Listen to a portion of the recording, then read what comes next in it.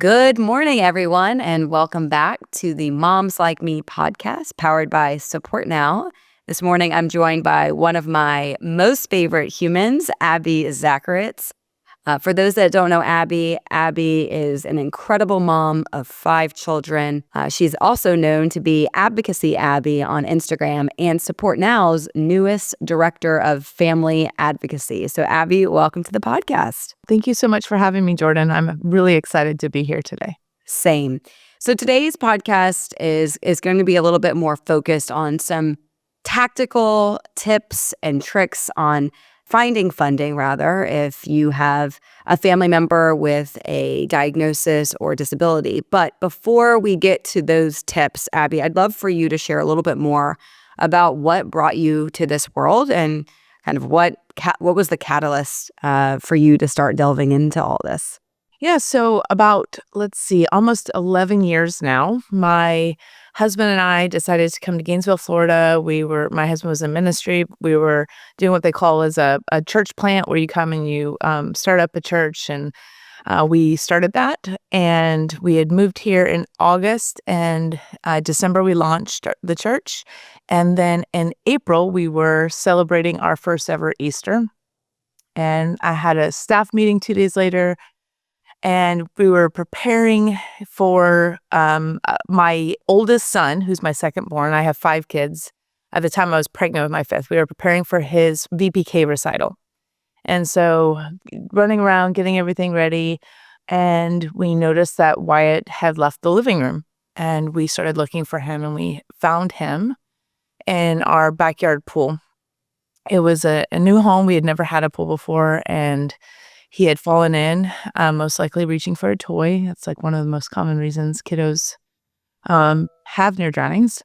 And so he had fallen in, and we immediately went into overdrive. And after 40 minutes of the most insane story you've probably ever heard, of them calling it and then coming back to life, and we were given a pretty grim outlook. First, they told us that he wouldn't make it through the night. Then they told us that he would more than likely be in a vegetative state his entire life. Like, he won't make it past 3 days. But then he kept going. And we realized really quickly that we were going to have to be his biggest advocate in this world of diagnosis and disability, because there were a lot of treatments, a lot of therapies, a lot of things that we wanted to try that insurance didn't cover. And so I became a sleuth on the internet. I found grants and scholarships and foundations to start covering all these things. And parents started asking. I'd see somebody at physical therapy, and they'd say, "Hey, I heard you got a grant to fly across the nation and get stem cell therapy. How did you do that?" And so I would just tell them, I went to this place, I signed up here, I provided these documents, and they granted it to me. And so I was starting to tell mom to mom just how they could do this also. Started to really cross over from kiddos that were near drowning survivors to kiddos that had genetic disorders or different diagnosis that needed similar treatments, but for totally different reasons, different therapies for totally different reasons. And they were also starting to get grants. And so in 2024, the January of 2024, I launched Advocacy Abby on Instagram, and I just started sharing all my resources. I just started posting a grant a day, and that has evolved to me coaching and counseling people on how to find grants, how to fundraise effectively, which is a big part of what I do. Because a lot of people, you just don't know what you don't know, and you don't know how to ask these questions. So yeah, that's what's led to today. Abby, I admire you greatly for so much of your story. And I think for those that don't know this world, meaning you don't have a family member with a diagnosis or a disability, it's hard to articulate just the degree of overwhelm that families in these situations feel. It's hard to overemphasize how expensive it all is, because one of the things I've learned in working with you, and even in conversations we have with families, is that it really is a full lifestyle shift. I mean, it's everything from therapies to equipment to the cars that you drive to, of course, the medical bills and in some cases, hopefully respite and getting, having caregivers have a break. So I'd love for you to share a little bit more, even in your own situation with Wyatt and your family. Approximately, how many grants did you find for yourself? How much money did you raise for yourself or for your family? Because I think it is really important for people that don't understand this world to understand just the enormity of it all, and why sometimes not just finding grants, but crowdfunding is necessary. It's not because you want to do it; it's because you need to do it. So I think that context here would be really helpful. Yeah. So the Department of Agriculture for the U.S. did a study, and they concluded that to raise a child it's neurotypical, that has no disability, no diagnosis, costs around $240,000 for the parent. To raise a child with a diagnosis on disability, on average, costs about $1.4 million. Wow. So you go from having a kid who's expensive, because all kids are expensive, to having a kid that is the equivalent of having 6 to 7 kids financially. Wow. And so not only are you overwhelmed and stressed with just life circumstance, but now you have to figure out how to pay for things that you never would have to pay for. I mean, an average physical therapy session is $150 an hour. So go do that 3 times a week for the next 10 years. Try to put a family of 7 in a regular minivan when you need a wheelchair accessible van and a nurse's seat. These are all things that we had to figure out. We drive a Ford Transit. I think it's 15 or 20 passenger Ford Transit. They removed 2 rows of seats to put my son's wheelchair clamps in. So it's just you can't even imagine. So I tell people this all the time, especially if you're new to diagnosis or disability. Like if there was an event like we had, or you just heard the news from the doctor, that is the time to fundraise, and I'm not exaggerating, because one, it's new and people want to support you. Your friends and family and your community are going to feel helpless. Like they love you so much, they want to help. And so I encourage people when I'm coaching and counseling them to start a Support Now page, start fundraising, and start educating yourself on what grants are out there for your diagnosis or disability or for your loved ones. There are so many things you can get covered. And when it's new or you have a specific need, fundraising is great. And then there's these in-between times that you're like, I'm not going to fundraise for the stroller that my kid needs. There's grants for that. And so putting those 2 things in place can really help you have a sense of, okay, I can just focus on what I need to focus on, which is my family. And correct me if I'm wrong, sometimes in order to be eligible for grants, you have to prove or show that there's been some sort of fundraising effort. So a lot of times that helps unlock the grants that you might be seeking after. Is that correct? Oh, yeah. Yeah. There's some that you have to prove that you've either been denied by insurance, so there is no coverage for it, and you've done due diligence. You've tried to fundraise. You can say, hey, look, I started an account. Here's my goal. I've raised $2,000. Actually, that was we recently got a Jossie stroller. So just to show you the cost, okay, a Jossie stroller is around $5,000, no accessories. The accessories being like wheels that can go on sand. So that was our big reason for getting it. We live in Florida. We want to be able to take our son to the beach with us, and he's too heavy to carry now. Those accessories plus a few others were additional $5,000. What mom has to pay $5,000 for a stroller in the first place, right? We did a little bit of fundraising, and then we got 2 grants to cover it, 100% paid. And people were excited to give Wyatt his Jossie. It was unexpected. It kind of happened naturally, but my friends wanted to do that. And so it ended up being a huge blessing for us. He's now on a soccer team. He needs the Jossie stroller. We take him on our beach trips now, and he actually doesn't have to just stay out for a couple minutes before we are worried about his other wheelchair. We can just pull him out. It's a safe place for him. It's a game changer. And that was because we used grants and fundraising together. Well, and I think that example is such a really, it's an important one, because you've been on this journey now for many years, and it shows that for families like yours, it never ends. There's not there's not a finish line where we no longer need grants. There's not a finish line of we're no longer going to need fundraising efforts. as you've said before in a previous interview with me, extraordinary calls for extraordinary. And so I think one of the things that I'm hearing you say is families first have to accept the fact that asking for money is hard. Finding money is a difficult thing.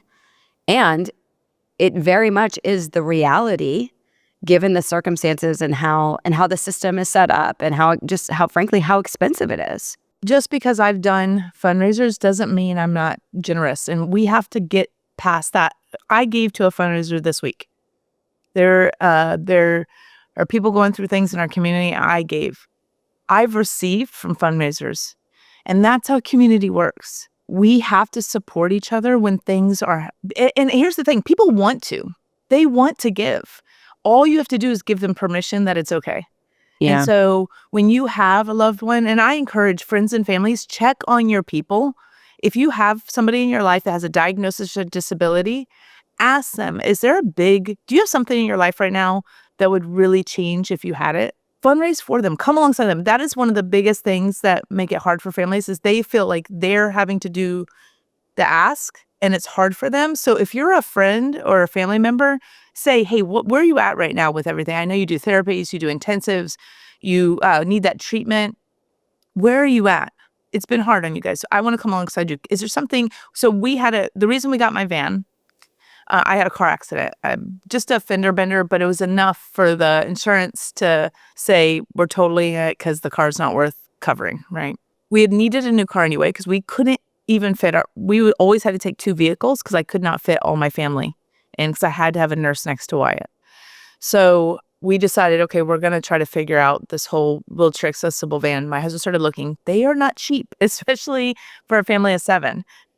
My girlfriend heard about my accident, came to me and said, hey, would you allow me to do a fundraiser for you? I began to sob because it was somebody seeing like, yeah, and I was immediately, yes. There was no hesitation. I knew we needed that support. That was huge for us. And then on my end, I started looking for grants. Who could help? Like, could we get a chunk here or there that will help that big cost? And we were able to find grants. So yeah, I think just making sure you check in on those that you love is really important. Or if you have somebody you're really, really close to, just ask them, hey, would you come alongside me and help me on this page? I need to raise a certain amount of money, get my kid this treatment. Yeah, and I love what you said earlier, which I think is also super important. Just because you're in a state of needing help doesn't mean that doesn't negate the fact that you can also give support at the same time.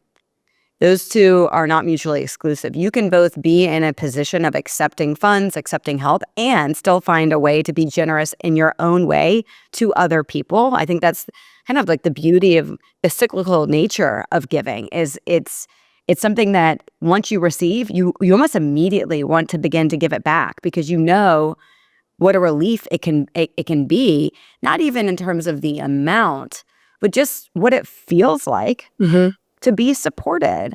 And again, I think this is really important. You are years into your journey and still finding yourself needing to do these things. I think so often the mentality of families that we've spoken to, they say, well, I've already done a big fundraiser many years ago. I don't think my community has anything else to give. And I see these families begin to justify why they don't want to ask for help anymore.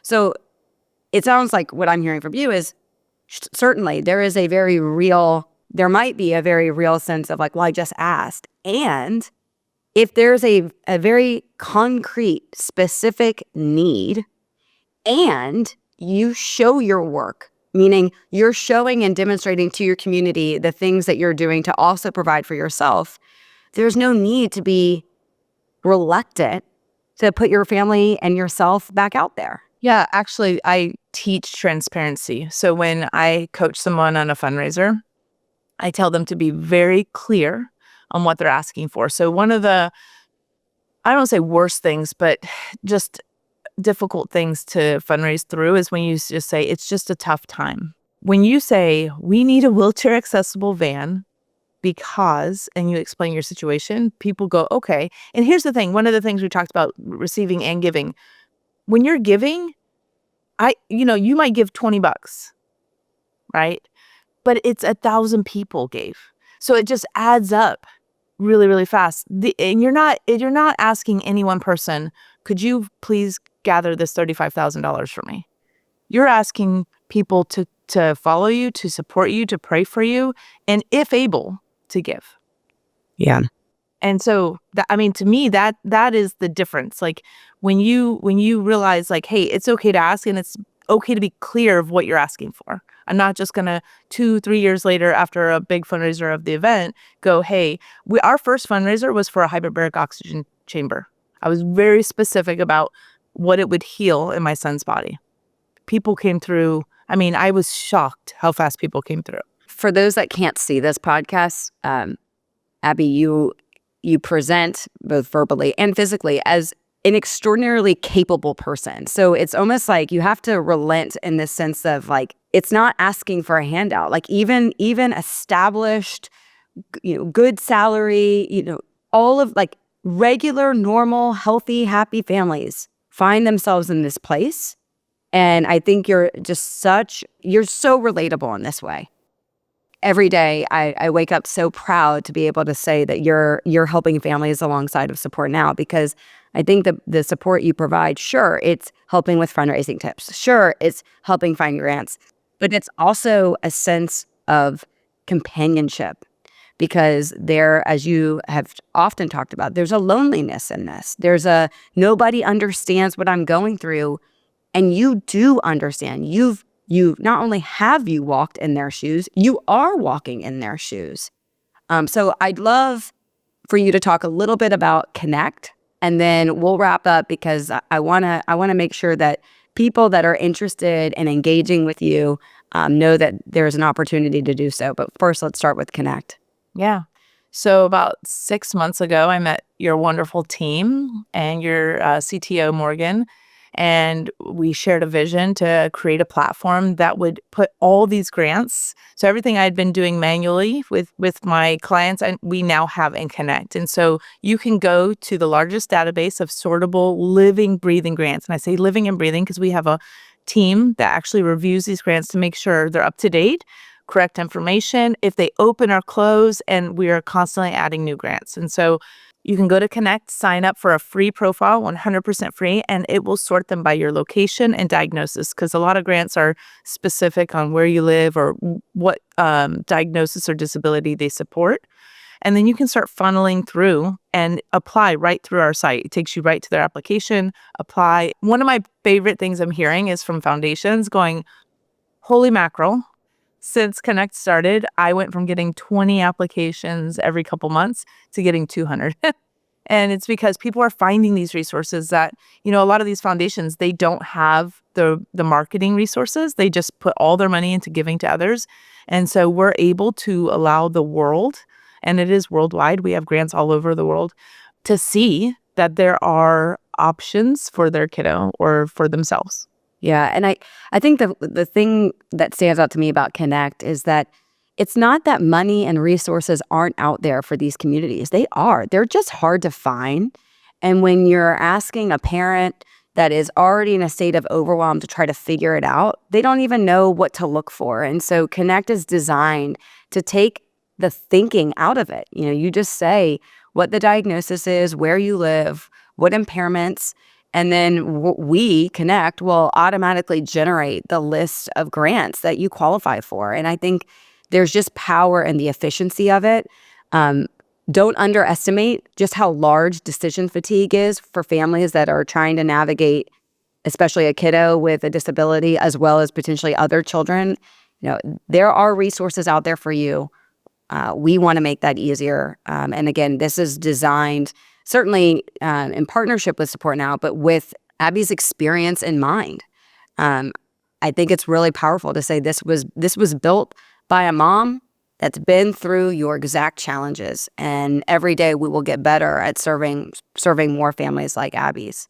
And then lastly, of course, we see how these things all fit together, as Abby has alluded to. Certainly insurance is a part of the journey for families. Finding grants is another. And for many families, that is just two pieces of the larger pie, and the last piece of that being fundraising. And sometimes it won't go in that order, of course, but our hope through Support Now is not just to provide the grants, but it's also to provide the crowdfunding platform where families keep more of the money and provide the functionality that serves families beyond money. There might be meals, it might be updates, it might be things around the house or with other children. And so I'm so excited about the future of Support Now alongside of you, Abby. And for those that find themselves in a similar position as Abby or know someone that's going through what Abby has, I encourage you to take a look at her Instagram, Advocacy Abby, or to go to our Instagram, Support Now, and find ways to explore this, because Abby is now providing a lot of these tips to families at no cost. And so I'm just so excited. Abby, anything else you want to share before we wrap up today?